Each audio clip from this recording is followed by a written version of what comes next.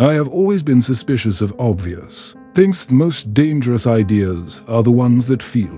Natural speed feels natural, you push something. It goes faster, you push again, it goes faster still. This is the world you were born into, the world your hands. Understood it tuned. Then I found where it breaks when I was 16. I asked myself a question that most people would consider childish. What would it look like to chase a beam of light? Not observe it, not measure it, just if I moved fast enough. Would the light appear to slow down? Would it eventually seem to stand still in front of me, frozen, suspended, like a wave caught in a photograph? Maxwell's equations said not that disturbed. Matthew's equations describe electromagnetic waves.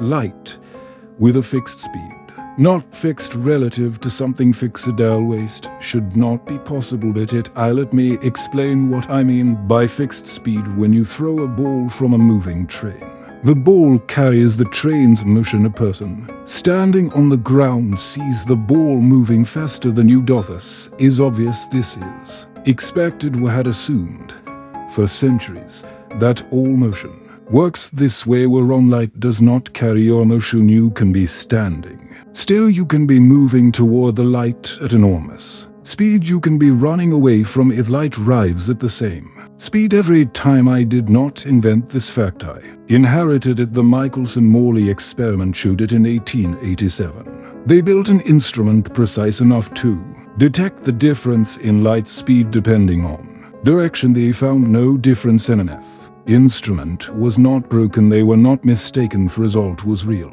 and it meant that something far more fundamental was wrong with how we thought about the universe. They spent years with this, not weeks. Yes, because the implications reach into everything. If the speed of light is the same for all observers, then something must give way to make that possible. Newton's universe does not allow this. In Newton's universe, space is absolute, time is absolute. The other stage on which events play out fixed, unchanging, indifferent. Timoteoni was forced to abandon that picture entirely, not because I wanted to, because the evidence demanded it. Space and time are not fixed, said the bend, the stretch, the compress, they are not the stage, they are part of the performance. When you move, your time slows down relative to someone who is still. When you move, distances in the direction of motion compress. These are not metaphors, they are measurable facts. Clocks on fast-moving aircraft run slightly slow compared to clocks on the ground. GPS satellites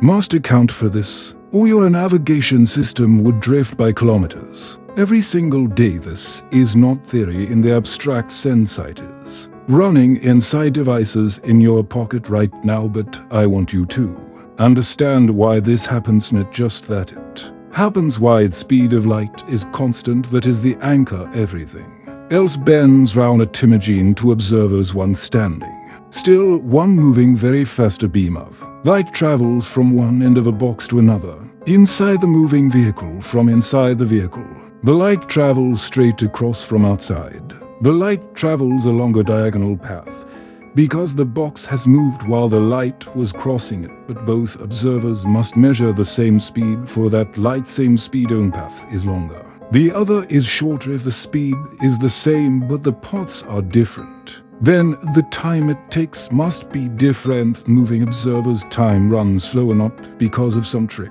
not because of illusion. Backhouse, that is what it means for the speed of light to be the same for everyone. And oh, let us talk about the limit itself. We can nothing exceed the speed of light. This is not a rule handed down from outside physics. It is not a regulation. It is not an arbitrary constraint. It is a consequence of the geometry of space and time. Let me show you how it emerges in my special theory of relativity. There is a quantity that describes how objects move through what I call space-time.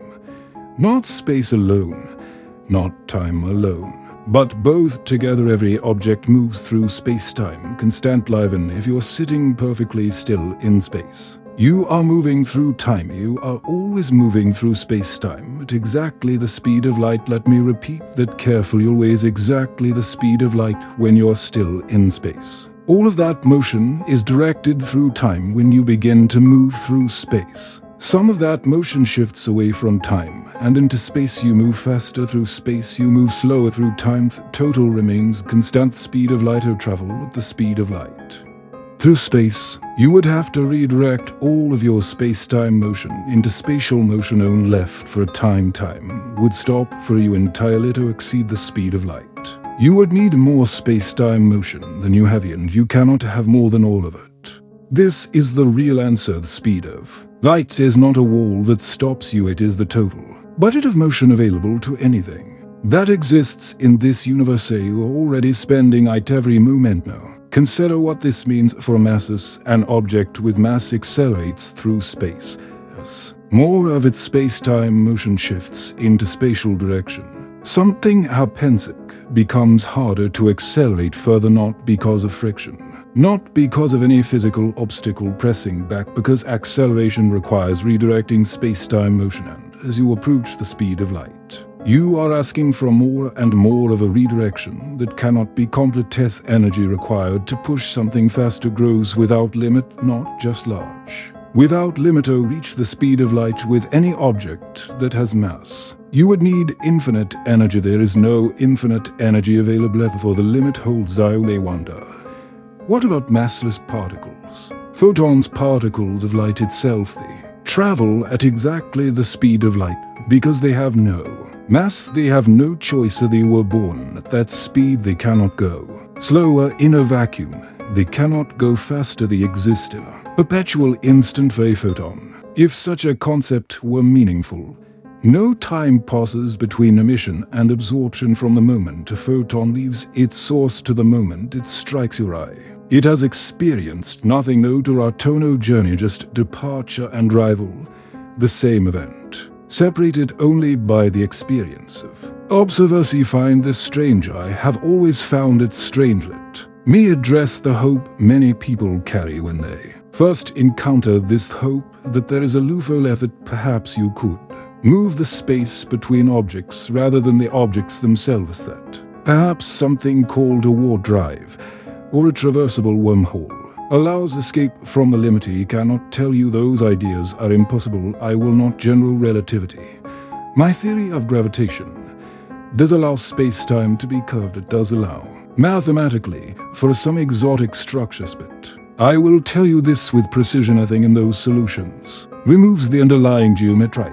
Speed of light is not a restriction on propulsion, it is a restriction on causation, the order of events and whether a cause can precede its effect. If you were to exceed the speed of light in any fashion, by any mechanism, you could, in principle, observe your own cause. Before your own effect, you could send information backward through time. This does not produce adventure, it produces contradictions. That both happen and did not happen, causes that rise after their effects. Universe as a self-consistent structure would simply stop making sense. At speed limit is not about speed, it is about the logical coherence of reality. You want to be careful how I am not choosing coherence as a metaphor. Mathematics shows this precisely in special relativity.